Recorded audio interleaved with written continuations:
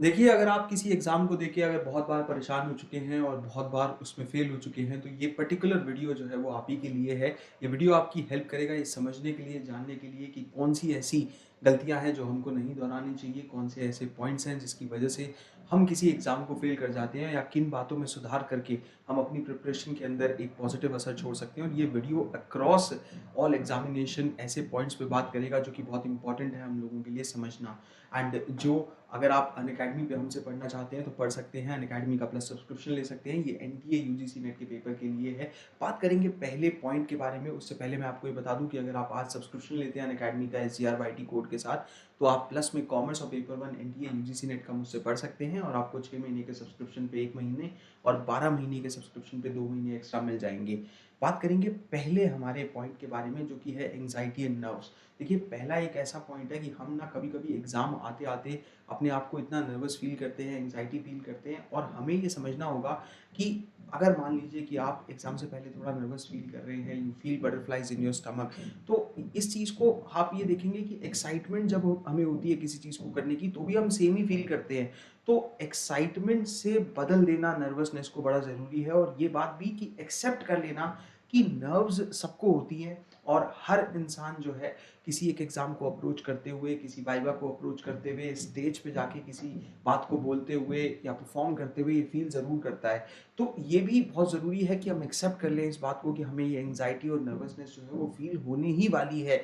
लेकिन हमें कहीं न कहीं ये देखना होगा कि ये चीज़ें हमारे ऊपर हावी ना हो, हमारी परफॉर्मेंस को जो है वो असर ना पहुँचाती हो। तो अपने आप को ऐसे माहौल में डालिए, कुछ क्विज़ दीजिए, टेस्ट दीजिए, पूरे पेपर घर पे सॉल्व करिए, ऐसे माहौल की प्रैक्टिस करिए जो कि आप एग्ज़ाम में फेस करने वाले हैं। दूसरी और बहुत महत्वपूर्ण चीज़, जो इम्पोर्टेंट चीज़ है, वो है प्रोक्रास्टिनेशन।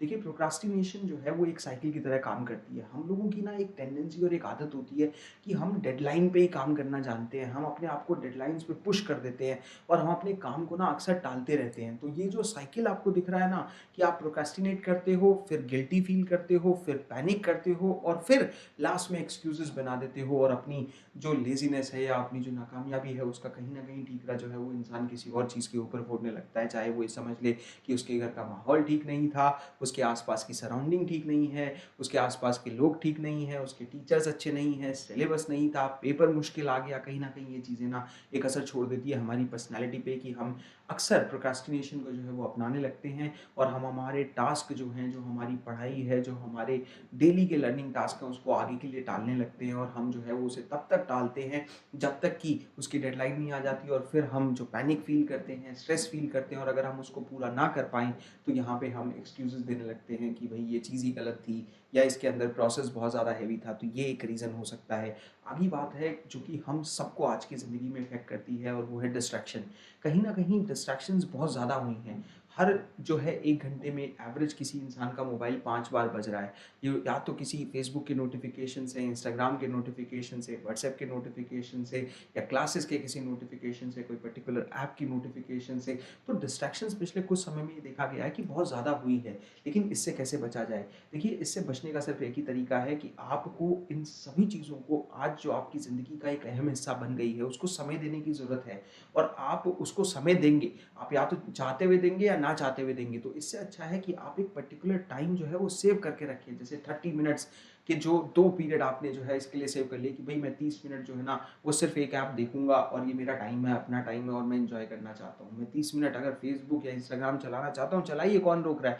लेकिन उसे कंसिस्टेंटली बार-बार एक ही एक्टिविटी में शामिल करके अपने आप को जब चाहे, जब 2 मिनट चला लिया, फिर रख दिया, फिर 2 मिनट चला लिया, इस एक्टिविटी से बचिए। क्योंकि बहुत ज़रूरी है कि आप एक टाइम अलॉट कर दें, और उसके मुताबिक चाहे आपको आधे घंटे चलाना है, 1 घंटे चलाना है, चलाइए, कोई प्रॉब्लम नहीं है। लेकिन इन डिस्ट्रैक्शन से बचने का सिर्फ़ एक ही तरीका है कि एक तो आज के ज़माने में ये एक्सेप्ट कर लेना कि ये हमको इफ़ेक्ट करेगा, और मैं उसके लिए एक सीमित समय अपनी लाइफ़ से दे सकता हूँ, और ये मेरा वो टाइम होगा जिसे मैं आने वाले टाइम में ग्रेजुअली रिड्यूस करता रहूँगा जैसे-जैसे मेरे एग्ज़ाम पास आएँगे, या मेरी प्रिपरेशन जो है वो अच्छे से हो रही होगी। तो ये डिस्ट्रैक्शन से बचने का एक तरीका है जो आप आज़मा सकते हैं, कि एक पर्टिकुलर टाइम अलॉट करिए, उसके मुताबिक जो है, मैं अक्सर अपनी क्लासेस के बाद यूट्यूब चला लेता हूँ। जो मुझे वीडियोज़ देखने होते हैं, जिनकी नोटिफ़िकेशन मुझे पूरे दिन आ रहे होते हैं, तो मैं उसको तब यूज़ कर लेता हूँ। तो मेरे पास वो 1 घंटे का समय होता है, जिस दौरान मान लो कोई आप में से कुकिंग कर रहा है, जिस दौरान मान लो कि कोई आप में से क्लीनिंग कर रहा है, तो ऐसी एक्टिविटीज़ को कर लिया, कुछ गाने सुन लिए, कुछ चीज़ें देख ली, तो ये सब चीज़ें एसोसिएट करिए। फिर एक बात आती है कि कहीं न एक जो है लैक ऑफ परसेवरेंस है। क्यों है ये? क्योंकि लाइफ ना हम हमेशा सोचते हैं कि वो एक स्प्रिंट है, लेकिन हकीकत में नहीं होता। वो एक प्रोसेस है और हमको ये बात समझना होगा कि चेंज धीरे-धीरे आता है और वो ग्रेजुअली छोटे-छोटे, छोटे-छोटे चेंजेस करने से आता है। ड्रास्टिकली एक ही दिन में कुछ नहीं बदल जाएगा। छोटी-छोटी आदतों में बदलाव करना होगा। Gradually over the period of time उसका असर हमको अपनी ज़िंदगी में देखने को मिलेगा। So it is very important कि हम ना वो परसेवरेंस, वो ग्रिट शो करें कहीं न कहीं जो हमारे अंदर मिसिंग है। किसी भी एग्ज़ामिनेशन के दौरान हम सोचते हैं कि नहीं मैं मंडे से सब कुछ चेंज कर दूँगा, मैं अगले हफ्ते से एक कंप्लीटली डिफरेंट शेड्यूल पे आ जाऊँगा।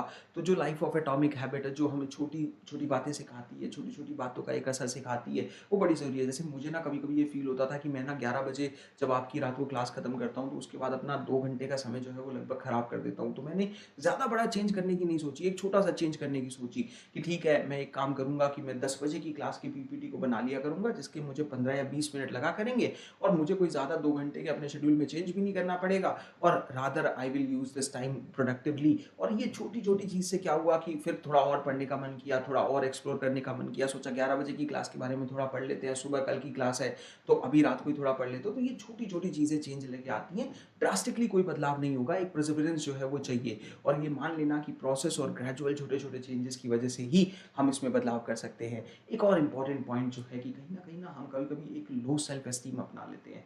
हमें ये समझना होगा कि जो एग्ज़ाम आपने दिया है, उसमें आप मान लीजिए कि आप एक ऐसे बच्चे थे जिसके मुश्किल से 40% 50% नंबर आया करते थे ग्रेजुएशन तक और पोस्ट ग्रेजुएशन तक। अचानक आप एक कॉम्पिटिटिव एग्ज़ाम में आते हैं और आपके 70% नंबर आ जाते हैं, लेकिन कट ऑफ 72% गई है।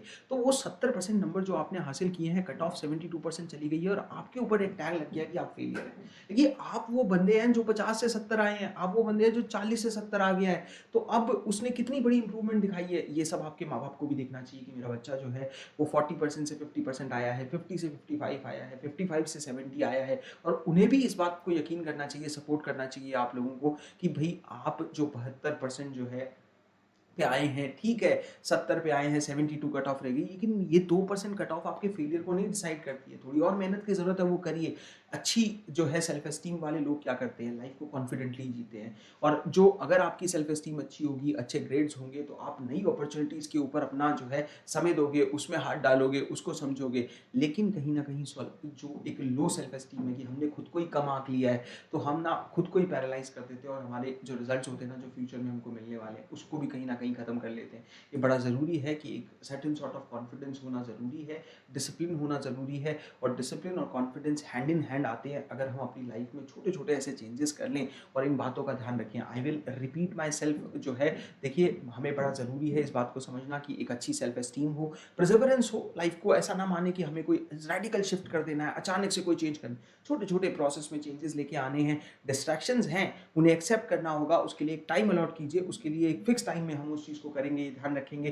प्रोक्रास्टिनेशन करना होगा, हमें चीज़ों को आगे आने वाले समय पे नहीं टालना है। डेडलाइंस आ जाती हैं, फिर पूरा करते हैं, ज़्यादा समय लगता है, पैनिक हो जाते हैं। रूटीन में उन चीज़ों को लेके आना है, शेड्यूल में उन चीज़ों को लेके आना है अगर इससे निपटना है। एंग्ज़ायटी नर्व्स सबको होती है, एक्सेप्ट कर लेना है क्या दिक्कत है और कहीं न कहीं जो है इससे डील करने के लिए हमें अपने आप को उस माहौल के लिए तैयार करना होगा, मेंटली प्रिपेयर करना होगा। डू सब्सक्राइब द चैनल अगर आपको ये वीडियो अच्छा लगा। I thought of making this video ताकि कुछ लोगों की हेल्प हो सके जो कि लो फील करते हैं किसी रिजल्ट को लेके अपने। शुक्रिया, टेक केयर और शेयर करिएगा ऐसे उन लोगों के साथ जो आपके दोस्त हैं और इन्होंने कोई एग्जाम अगर फेल किया भी है तो I wish them all the best और अपनी तरफ से भी ऑल द बेस्ट कह के इस वीडियो को शेयर करिएगा। थैंक यू सो मच, शुक्रिया।